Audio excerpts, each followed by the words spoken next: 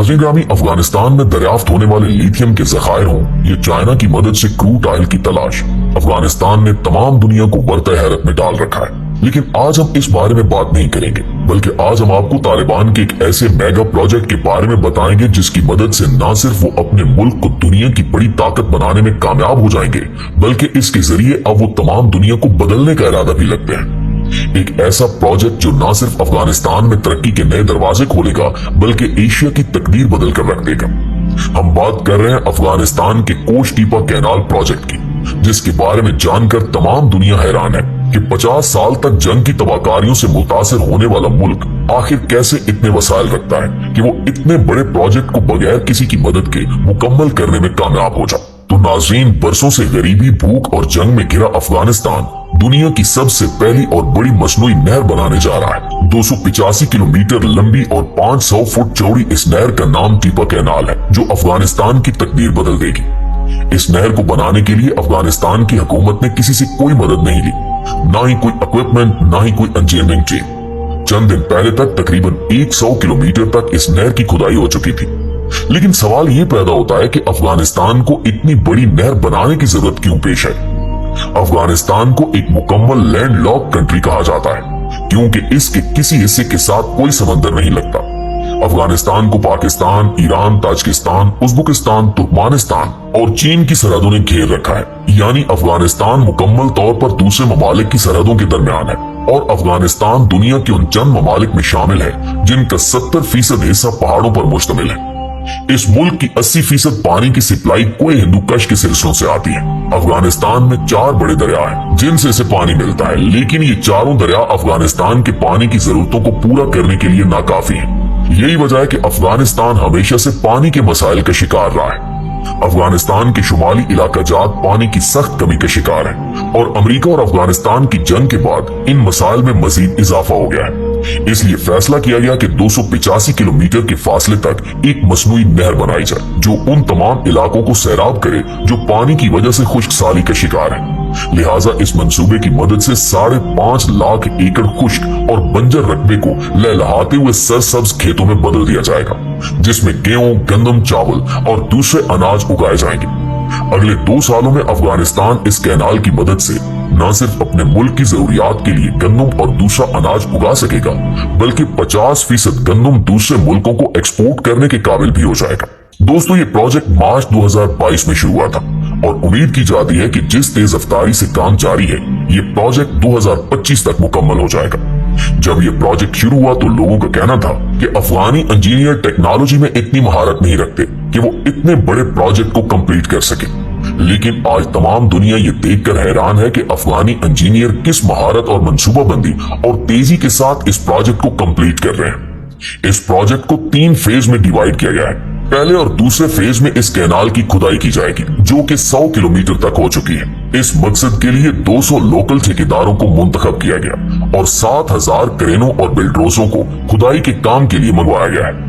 हैरानकुन बात यह है कि ये बिल्डोजर, क्रेनें और दूसरी मशीनरी बड़े मुल्कों से इंपोर्ट की हुई जदीद मशीनरी नहीं है, बल्कि ये बिल्डोजर और क्रेनें 1960 की दहाई की हैं।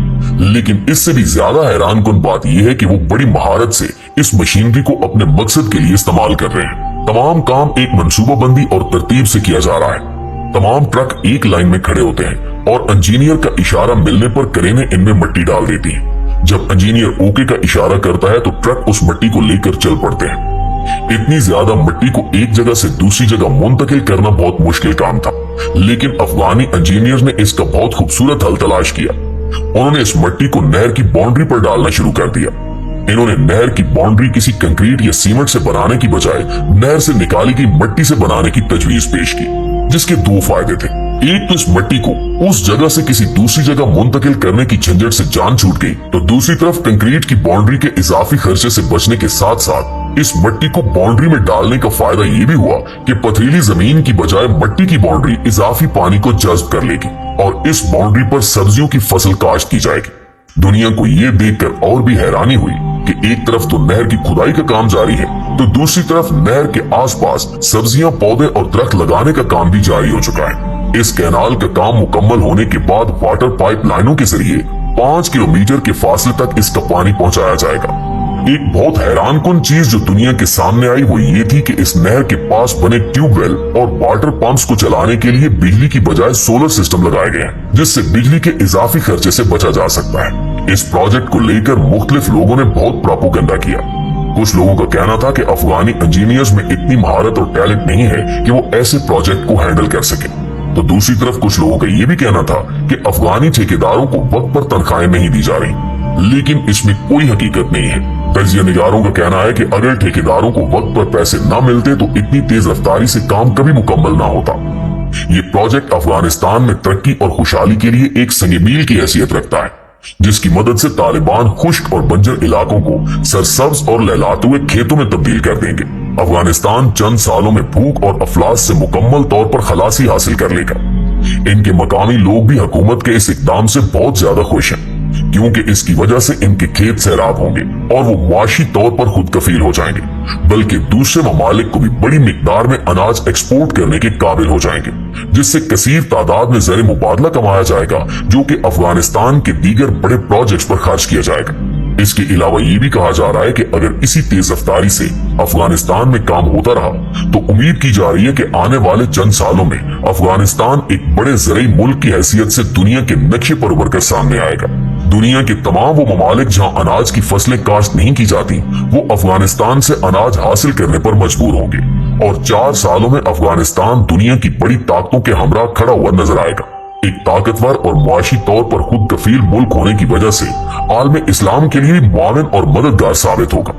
दुनिया देखेगी कि कैसे तालिबान जंग से जलते हुए शिकस्ता हाल अफगानिस्तान को खूबसूरत और सरसब्जो शादाब लहलाते हुए अफगानिस्तान में बदल देंगे। अफगानी तालिबान ने ना तो जंग के बाद अपने हालात का रोना रोया और न कशकौल लेकर IMF के पास $1 अरब का कर्जा लेने पहुंचे, बल्कि इन्होंने मर्दाना वार अपने हालात का मुकाबला किया और अपने मौजूदा वसाइल को अच्छे तरीके से इस्तेमाल करते हुए अपने मुल्क को तरक्की की राह पर गामजन किया। इन्होंने ना तो मॉडर्न और तरक्की याफ्ता होने के लिए दीन से दूरी इख्तियार की और न ही करप्शन के जरिए बैरून ममालिक में अपने अकाउंट्स खोले, बल्कि पूरी दुनिया ने देखा कि इन्होंने कम वसाइल के साथ इंतहाई कलील मुद्दत में अपनी आवाम की भलाई के लिए काम किया। हम जहां एक तरफ अफगानी इंजीनियर्स को महारत और जिद्दत से पुरानी मशीनरी के साथ मुनज़्ज़म तरीके से काम करते हुए देखते हैं, तो दूसरी तरफ नमाज के वक्त इंजीनियर्स और कारीगरों को तपते हुए बंजर इलाकों में अपने खुदा के आगे सजदा रेज होते हुए भी देखते हैं। सोचने वाली बात यह है कि हम जानते हैं कि अल्लाह ताला ने पाकिस्तान को बेबहा कीमती खजानों से नवाजा है, तो क्या हमारे पास वसाइल की कमी है या फिर अफरादी कुव्वत की?